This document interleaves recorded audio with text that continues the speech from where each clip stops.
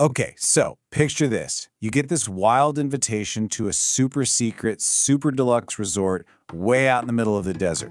You're told that a group of, quote, ultra wealthy stakeholders wants to pick your brain. You show up thinking you're going to talk about the future of tech, the usual stuff. But you quickly realize they have something completely different on their minds. Now, this isn't some movie plot. It's exactly what happened to media theorist Douglas Rushkoff. And what he found out reveals this chilling mindset that, believe it or not, is shaping the future for all of us. So after a little bit of small talk about technology, the CEO of a brokerage house just cuts right to the chase with this one single stunning question. This wasn't about markets. It wasn't about the future of finance. No, this was about the end of the world. And their number one concern was how to control the very people they plan on hiring to protect them when society completely collapses and money is basically worthless.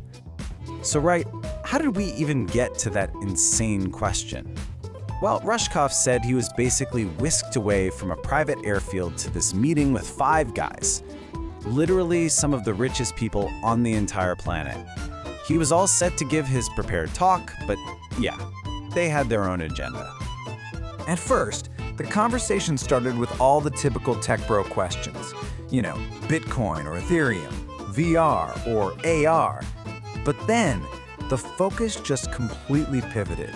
It shifted dramatically into this intense interrogation about doomsday logistics.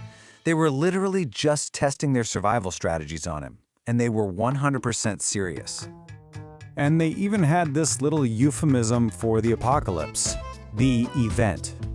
For them, it wasn't a question of if it was going to happen, but when. And the event could be anything that just takes the whole system down. A climate disaster, a massive solar flare, some new bioengineered virus, or a hack that just shuts down the entire grid. Their certainty about it was, honestly, just chilling. So, if these are the things they're terrified of, what are their solutions? Well, let me tell you, it's not about stocking up on canned beans in the basement. We're talking about a booming industry that is dedicated to providing the ultimate escape: luxury, military-grade, doomsday bunkers. And make no mistake, this is big business. The global demand for these secure shelters has absolutely skyrocketed. The luxury bunker industry's annual revenue growth, it's projected to soar past $1.4 billion by 2030. Yeah, disaster prep has officially become an aspirational lifestyle. So, what does a billion-dollar industry get you? Well, these are not the cold concrete bunkers you're probably picturing. No, we're talking about amenities that would rival a 5-star resort. We're talking spa bathrooms, gourmet kitchens, private home theaters, indoor pools.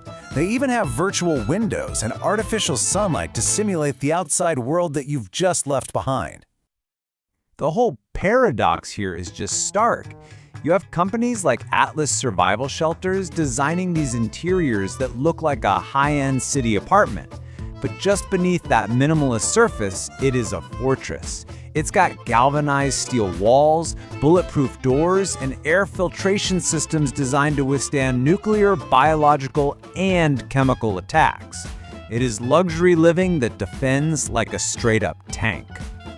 But see, this isn't just about fear. It's about a very specific ideology, a core belief that an escape hatch isn't just possible, but that it's deserved. And Rushkoff has a name for it: the mindset. So at its core, the mindset is this belief that you can basically achieve a kind of God mode through technology. It's the idea that if you have enough wealth, you can completely insulate yourself from the real-world consequences of the very systems that made you rich. The ultimate goal here isn't just to survive the apocalypse, but to escape from the rest of us entirely. Now, this mindset is built on a few key philosophical pillars. You've got transhumanism, which is the belief that we can merge with machines to beat our biological limits, maybe even upload our consciousness to the cloud. Then there's long-termism, which argues that protecting a potential far future of trillions of digital beings is somehow more important than solving the problems of actual people alive today. And you have singularitarianism, which focuses on that moment when AI surpasses us, framing it as the ultimate event you need an exit plan for. You put them all together, and you get a worldview that completely justifies the escape plan.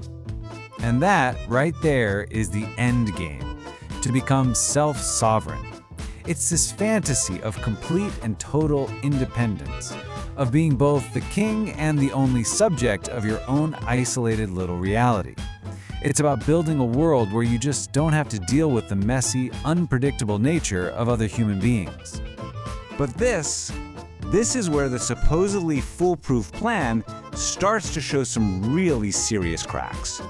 Because even with unlimited resources and the most advanced tech in the world, the whole bunker plan is built on some pretty fundamental fallacies. So first off, there's the economic fallacy. I mean, think about it. In a world where all global systems have collapsed, what is the value of a Bitcoin or a digital stock portfolio? How do you pay for anything, food, water, loyalty, when the very concept of money has just evaporated? Which brings us right back to their biggest fear. In a post-event world, what is to prevent your highly trained, heavily armed security team from realizing they hold all the real power? I mean, they've got the skills, they've got the weapons, and they control a front door. Why on earth would they keep following orders? And, maybe the biggest fallacy of all is the psychological one. Humans are social animals. I think we all learned during recent lockdowns that isolation takes a massive toll. It doesn't matter how luxurious your bunker is, you can't escape your own fundamental human need for community. You can't escape yourself. And that really leads to the ultimate conclusion here. The real problem isn't just that the bunkers won't work. It's that the values driving them, the mindset, well, they affect all of us.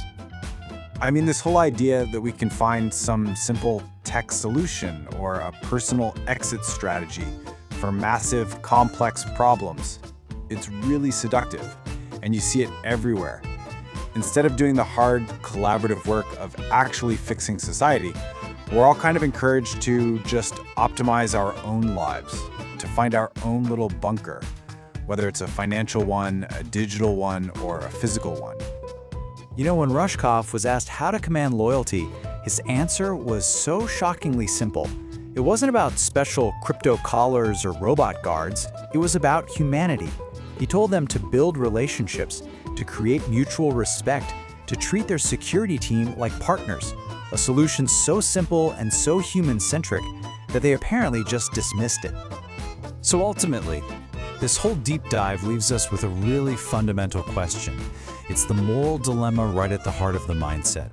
If you were faced with the end and you had all the power and resources in the world, would you dedicate it all to preventing the catastrophe for everyone? Or would you just build a gilded cage and pull the hatch closed behind you?